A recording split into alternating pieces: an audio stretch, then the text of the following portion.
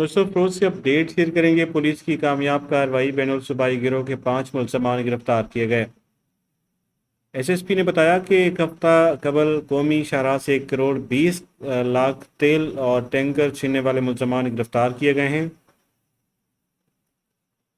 SSP सिंगार मलिक के मुताबिक मुलजमान का ताल्लुक कंडियारो सखर घोटकी अजला से है। इन्वेस्टिगेट कयो मतलब इहा ॻाल्हि साम्हूं आई त उहा तेल बि हिननि जो इंश्योर्ड तेल आहे।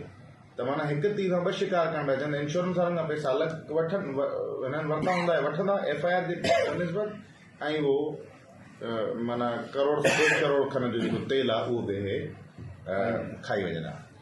त हाणे हुन में जेके टैंकर असां रिकवर कयोसीं सखर शहर मां, सखर जो इलाइक़ो घोसड़जी, उतां तेल जो टैंकर रिकवर करे आयासीं।